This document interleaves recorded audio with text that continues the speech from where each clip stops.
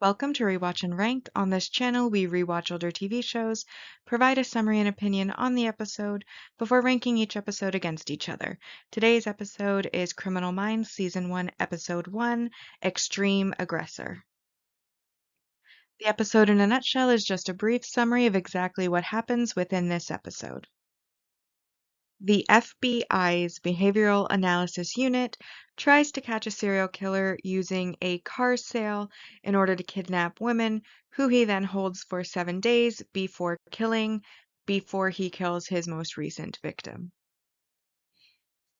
So I've rewatched the episode, I then rank the episode on two separate lists. We have a mostly objective list.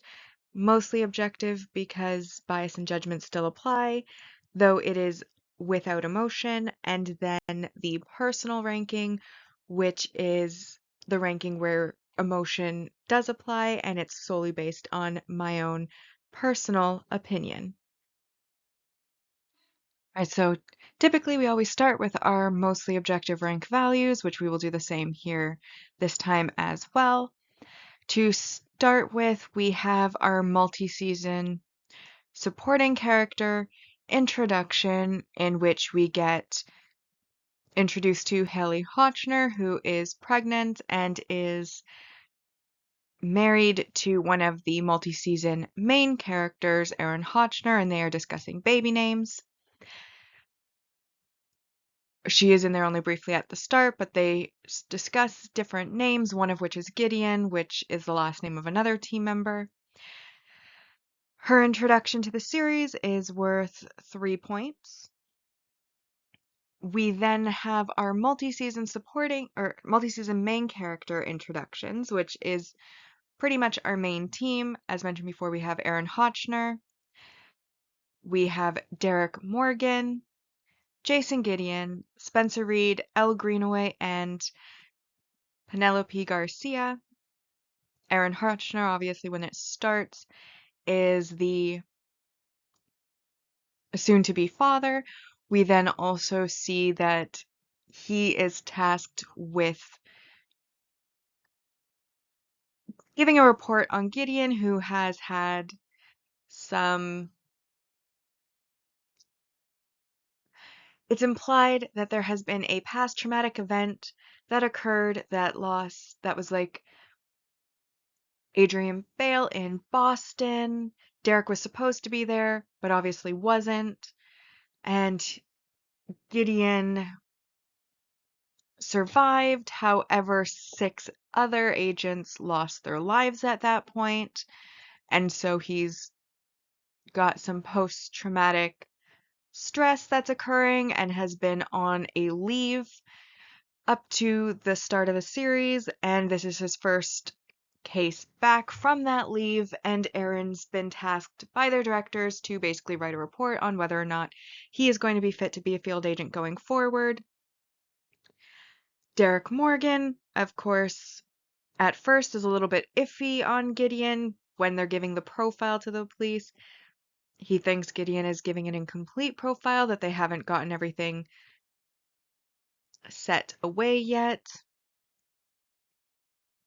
And is also shown to be a ladies' man. It's the first time that we're introduced to the character. He's in a bar surrounded by younger women. Well, I don't know if they're younger than him actually, but just like women in general. We'll just say surrounded by women. Spencer Reed, of course, young genius, introduced as Dr. Spencer Reed. Elle Greenaway isn't technically part of the team during this episode, however, she is aiming for an empty slot on the team, which is available, and is basically trying her best to get brownie points, I guess you could say, to hopefully get that spot she wants. And then Penelope Garcia, we only see her very briefly in a phone call from Derek where she isn't actually able to help them in this episode, so she's there for only a couple of minutes on screen. And then, as mentioned, we get kind of like our multi-season main character developments. We have the fact that Gideon's under review, coming off leave after costing the 6 agents their life. Aaron set to watch him. and to be able to step in as the team leader should Gideon not be able to handle it. We learn a little bit about Reed in one of the scenes. He basically lists off his genius credentials: IQ 187, eidetic memory, can read 20,000 words per minute. Congratulations. And then, of course, that L isn't part of the team, but is working with them from a different role and is wanting the opening that's on the team. Basically, all of these things that I have just mentioned are worth 4 points. At this point, because it is the first episode, and this commonly happens with first episodes, we have so many character introductions because we're being introduced to pretty much all of the main characters at once. It's guaranteed a 10 out of 10, just because there's no way that any negatives will bring it down to where it's going to be. Anything less. However, we do see one negative in this episode, which I'm still going to call out. So, for a series like this, where we have a different killer pretty much every single episode, your villain of the week, if as it were, I also kind of add in a ranking that's whether or not the episode is memorable, semi-memorable, or completely unmemorable. The way that I judge this is if I haven't seen the series in like a decade and I think back, what episodes stand out to me? What episodes had an impact on me that I can think of off the top of my head? Those are the episodes that are considered to be memorable episodes. Semi-memorable episodes are you forgot that they existed, but once they start playing, light bulb goes off and you're like, ah, now I remember this episode. I remember it now that I've seen it start. And then you have the unmemorable episodes where you're basically watching it for the first time. Like, even after it starts playing, you're like, I know I've seen it because I've rewatched this. I'm rewatching this series. I know I've seen this episode before, but it's like you're watching it the first time. It did not stick at all. It did not have any sort of lasting impact or anything like that. In this particular episode, it is unmemorable. Like, it was completely did not stick in my mind whatsoever, which was a minus 4 points, but again, it makes no difference. In the ranking, in this particular case, it's still going to be a 10 out of 10 episode simply because of all the character introductions. So obviously, because this is the first episode of the first season in the series, Extreme Aggressor takes first place on our mostly objective ranking so far. Alright, so as mentioned with the mostly objective list, this is the first episode of the first season in the series. There are no other episodes to compare it against, therefore, congratulations, Extreme Aggressor, you are currently in first place. Now, as mentioned, it's not the best first episode. It doesn't really stick in the mind. It kind of was like, you just finished, well, literally, here, I just finished watching it. I watched it and then I immediately started recording this, and I've already forgotten a lot of things that happened because they just did not stick in the mind. What I do remember from it? What did stand out to me? The opening scene. Wonderful weather. I am a fan of rain. I am a fan of rain in TV shows. I'm a fan of the atmosphere of rain. I don't like the sunlight. Honestly, I would be a great vampire. I could avoid sunlight so easily. I do it anyways, even though I'm human. I hate the sun. I hate sunny days. I am full on a rainy type of person. I love rain. And the atmosphere of rain in TV shows, incredible. So I do really like that the opening scene was in this like torrential downpour. It lifted my spirits when I watched it, at least. But minus points for the orange color of the car. I don't like orange. In fact, in most cases, if a color is warm toned, I typically will not enjoy it. I very much enjoy cool tones. Just pointing it out, I do not like orange. The orange car did not like that. Surprised anyone would want to buy it, but then not everybody hates orange. We then, basically the crime for this one, Timothy Vogel, who is our killer for the episode, kidnaps women by taking them for a test drive in his orange car. After the test drive and he's built some rapport, he then gets in the driver's seat and they get in the passenger seat so that he can take them back to wherever he picked them up. But of course, he conveniently removes the lock so that they can't unlock the door. And then when he misses their turn off, they then start to realize that, uh-oh, they've been kidnapped. In fact, the victim in this crime, like this episode, was very, it took her a while to realize it. You know, they missed the turn and then she just kept talking and like, oh, you can turn U-turn here. Oh, you've missed that opportunity. Well, why don't you do this here instead? Or, hello, what are you doing? Like, it just was like, took a long time for her to compute that she was being kidnapped. And then, of course, when she did realize it, realized the lock was gone, then he knocked her out at that point. Took him a while to do that, too. But anyways, moving on from that, we then, of course, get the team being called in. We get all of our character introductions, which I think each of the introductions give a little bit of insight into their current status. We have Aaron and his wife talking about baby names because they're about to have a baby. We have Derek, who is at a bar with a table full of women. He's more of a ladies' man.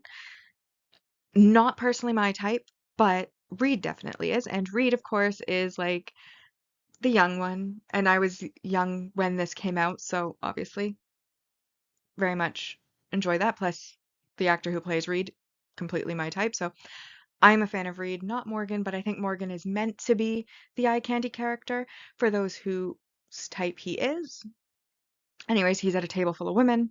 Then you have Gideon, who is giving a lecture to a classroom who has been on leave, and then Reed comes in and interrupts the lecture in order to let him know that he is being called to do a case where we learn that he has been on leave, and he has been on leave for, I forget how long they said. I think like 6 months, did they say? Anyways, he's been on leave for a while because he was leading a case in which 6 agents lost their lives in Boston, a case that Derek was supposed to be on, but I guess wasn't, is the implication. They then get the files. As they head towards the plane, Aaron is accompanied by a director or a female leadership staff who basically tells him that, Gideon's re-entering field work, he's to keep an eye on him, write a report on him, and determine whether or not he can be in the field. And if it is needed, he is to step in should Gideon prove to not be able yet to return to field work or ever return to field work. On the plane, they continue discussing, and then they land. They initially go to the police officer station. Sorry, just the police station to greet all of the police officers who are on the case. They then start looking into their initial profile. They start looking at the profile by going to see the dump site of the last victim. And they start batting around ideas to kind of come up with a profile, feed off each other, collaborate. And eventually they do come up with a profile, though there's a lot of contradictions in it. And this is where we see a little bit of conflict between Derek and Gideon, in that Derek is kind of shocked and appalled that Gideon is going to give them the profile and tells the police that they're ready with a profile when he doesn't feel like they're even close. But Gideon does give out the profile. This profile does lead them to Richard Slessman, who Elle basically goes to the door asks for help house sitting an empty house down the street. That lures Richard out of the house. He is then arrested, and that is when they go into his house and start profiling him based on his room, based on the attic that he hangs out in. And they realize that while he fits part of the profile, he also does not fit part of the profile, which is when they come up with the fact that there's two unsubs, which is short for unknown subjects. Anyone who's watched the series knows that, but I'll point it out. Once they've figured out, that there is a second person, they try to figure out who it would be. In interviewing the grandmother, they are pointed in the direction of a particular prison where there was another inmate that Richard had seemed close to. However, upon getting to the prison, they realize that that inmate is dead. However, they do speak to they are pointed to the guard who was close to Richard and Charles, who is the inmate that they went for, like originally to interview. We then have him stating how he would think the inmates would be nicer to the guards since part of their job is also protecting the inmates from each other as well as keeping them imprisoned, obviously. And then when he is opening the doors for them, they see on the keychain that he has the type of car that the victim, after Reed and Aaron go to speak to the brother of the victim, she was looking into buying. So we then have her attempting to.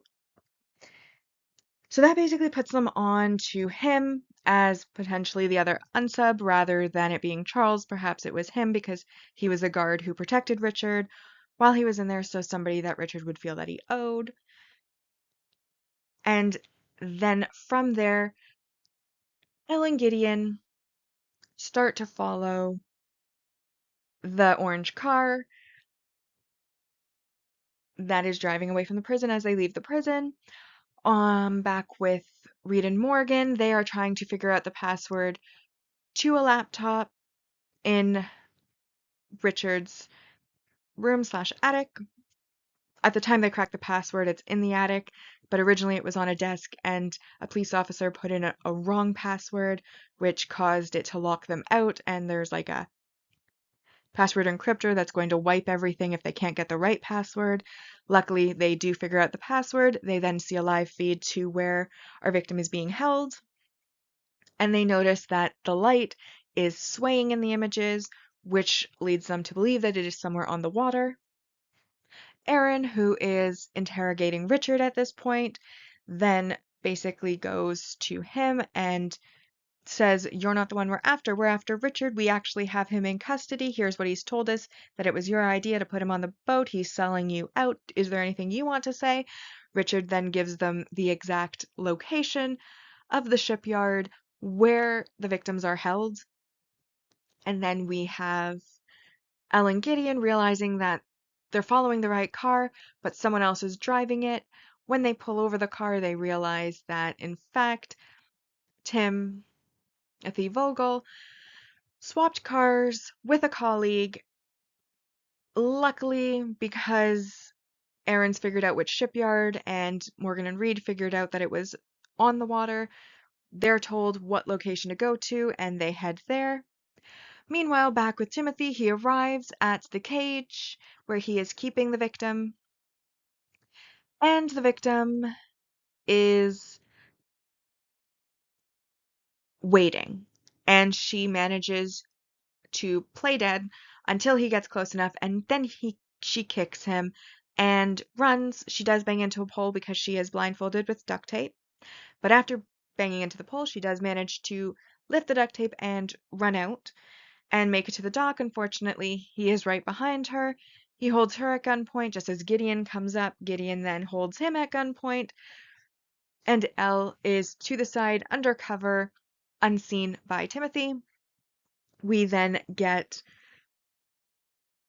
Gideon using the profile they have for Timothy and his impotence against him to kind of provoke him, and he does eventually hit on the right nickname that the girls made fun of him for in high school, which was Tiny Tim.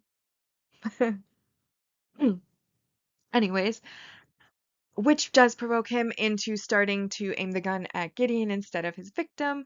Victim is able to get away. Al shoots Timothy. Timothy does get a couple shots off, which does end up grazing Gideon's arm. And then we get a little bit of a time skip where we see the woman going into the ambulance. She will live, she'll be fine physically. And then we have Gideon, you know, having comforted her a bit and showing the bandage on his arm to see that he was grazed. We then have Aaron asking Morgan his opinion on Gideon's performance and what he thinks he should put in the report. Gideon says that he saved the victim, that's good enough for him.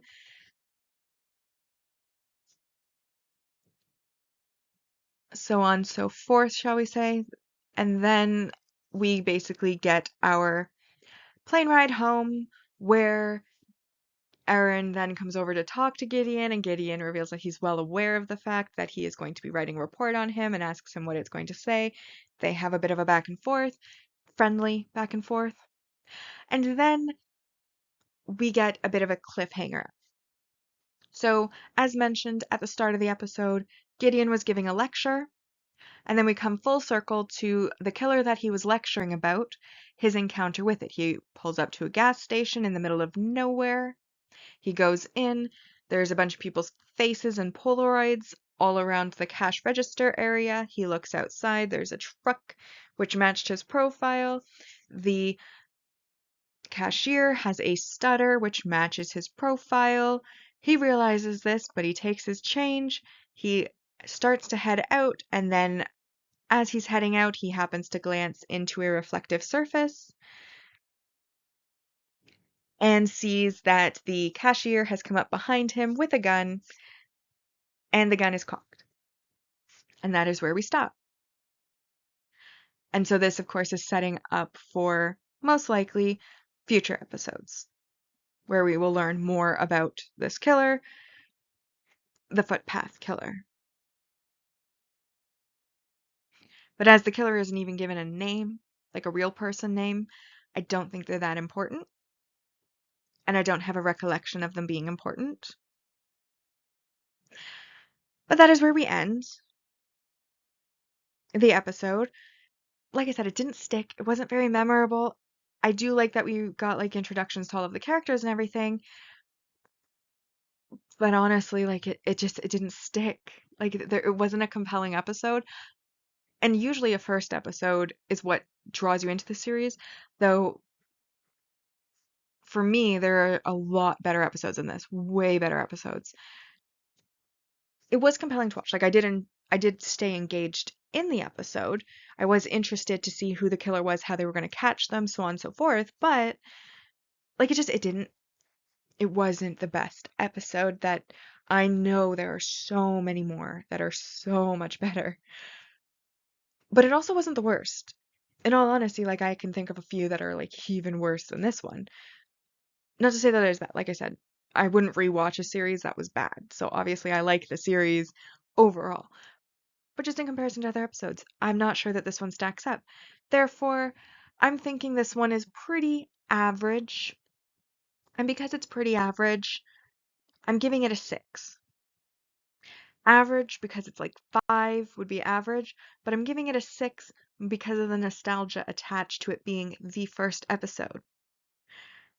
And so 6 out of 10 is the official personal ranking for episode 1 Extreme Aggressor. Alright, so now we come to the segment of the video where we do our overall series ranking, which is where we're ranking each of the seasons against each other, which is the purpose of scoring a number on each episode. As we go through each episode, we'll add each episode's score to a total where we can get a maximum for season 1 of 220, as maximum score is 10 per episode, and there's 22 episodes in the first season. Once we've gotten all of the episodes out of the way of the season, we then will score it as a percentage. We'll figure out what the percentage score was, and then each season will be ranked based on that percentage. Higher percentages, obviously, the better seasons, lower percentages, the not so great seasons. So with this episode on Mostly Objective, we got a 10. So it's now 10 out of 220 so far. And then on the personal ranking, it got a 6. So 6 out of 220 so far. With that, we've now rewatched and ranked Criminal Minds Season 1, Episode 1, Extreme Aggressor. Like and subscribe if you'd like to, and I'll see you in the next episode.